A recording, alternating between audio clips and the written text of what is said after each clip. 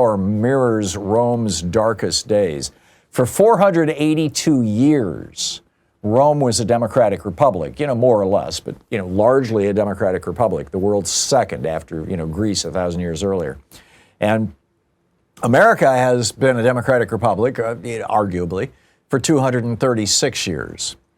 The end of the democratic phase of the Roman Republic, which was followed by several hundred years of tyranny, basically, and then the collapse of the empire itself.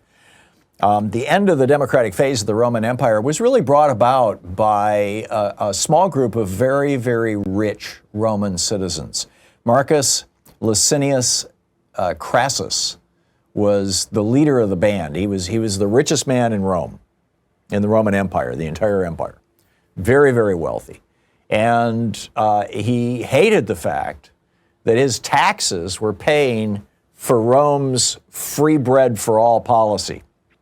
Remember bread and circus? Well, give people free bread, give them the Colosseum, and they won't revolt. Well, he didn't like that because it was being paid for with his tax dollars.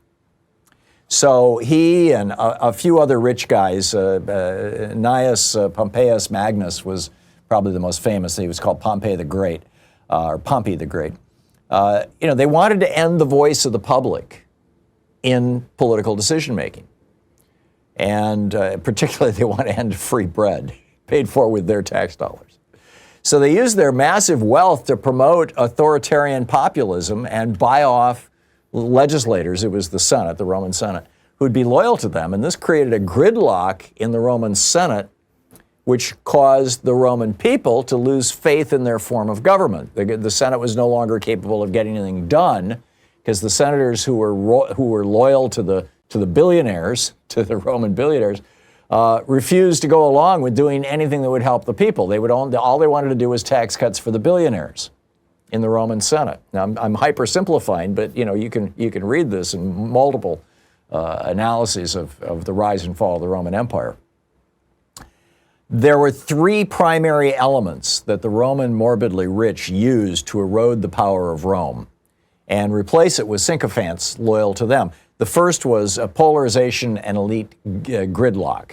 They basically set society against itself, and the very, very wealthy people, prevented any forward progress in the legislative arena. The second was the erosion of democratic norms. They destroyed the idea of compromise, collegiality, working things out in the Senate, that sort of thing. And the third was the concentration of power in the hands of a small elite who funded and thus controlled Rome's senators. It took decades, but they finally succeeded in using that lack of faith in their government, in the Roman government, to replace Roman democracy with Caesarism. Caesarism was, we want a strong man. And the first Caesar to provide that was Julius. He crossed the Rubicon River and seized Rome. And then I believe it was 2 or maybe 3 leaders later, it was all gone by then. I mean, that was the end of it. And, we've seen this, we're seeing something very much like this going on in the United States. I mean, it took decades, but, Augustus Caesar finally just, put a nail in the coffin of democracy in the Roman Republic after, in the years after Julius was assassinated. Here in America, we have a very analogous situation. I mean, it's striking. We have a small handful of very wealthy right-wing billionaires who, since the 1970s, have been funding gridlock, elite gridlock, using their tax dollars to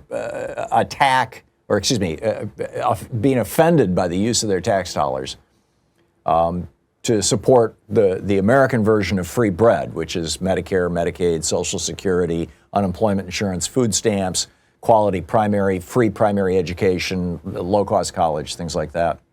According to this Cash App card I found, I'm Nurse Mallory Jones, and I'm about to buy this sweet dirt bike. Avoid fraudulent charges with transaction alerts on the Cash App card.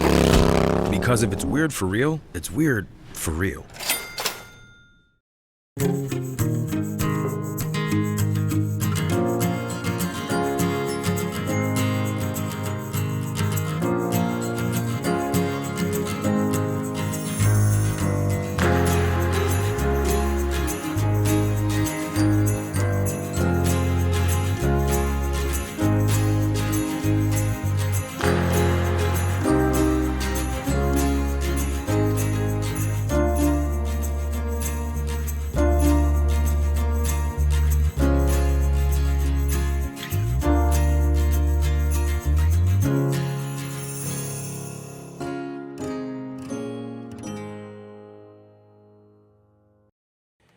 And they had their first major success in the 1990s. I mean, arguably, Ronald Reagan was their first success, but the big one was in the 1990s when Newt Gingrich became Speaker of the House of Representatives, because he began doing in the House of Representatives what had really never been done, arguably, since the 1850s. I think you could argue that there was an analogous period, but that led to the Civil War. But he began this whole process that was very similar to what we saw with the Roman Senate, leading in the years leading up to the rise of Julius Caesar, which was a new form of American politics based on political warfare, delegitimizing the American government and the programs of the New Deal and the Great Society, manipulation of the media, populist messaging, and using obstruction as a political strategy. Now, again, these are all things that are analogous to what was happening when basically the billionaires took over ancient Rome. And his efforts were amplified by media owned by billionaires, Fox so-called News and right-wing hate radio, always trash-talking the New Deal and the Great Society programs, calling for more tax cuts to defund the government and encouraging hatred of politicians in the political process. And the result, just like in Rome, the result was political gridlock, or is, the end of democratic norms of collegiality and compromise, and the concentration of power in the Speaker's office, and then ultimately in the Republican Party itself. This has caused more than 75% of Americans to say that they no longer trust the American government. People have lost faith in our form of government because these billionaires funded this rise of these right-wing obstructionists. And yeah, I mean, there's this whole movement now to have a new American Caesar. I mean, literally, it started with a guy named Curtis Yarvin, but now Michael Anton, Charles Haywood, Kevin Roberts. There's a bunch of these guys who, sometimes explicitly calling for American Caesarism, in other words, a strongman government, sometimes implicitly calling for it. But here we are. Just like in the Roman Republic, America's morbidly rich and their business interests have funded efforts to denigrate popular government and its programs for decades, all just to serve their financial and political interests. Just like in the Roman Empire, the politicians funded by these elite right-wingers have crippled the ability of our government to meaningfully meet the need of anybody other than their patrons. Just like in the Roman government, Republic, this billionaire-funded gridlock has led our nation to widespread immiseration, homelessness, a breakdown of the social contract, accompanied by the eruption of militia groups and billionaire-funded astroturf movements.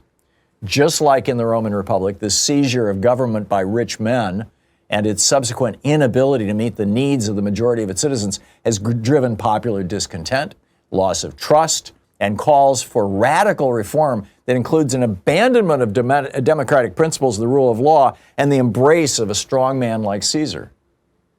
And just like in the Roman Republic, that call for reform has been met by a strongman figure who claims that he alone can fix things and who demands total loyalty and subservience from elected officials and the institutions of the state, as we saw with the complete and utter humiliation of Joni Ernst day before yesterday.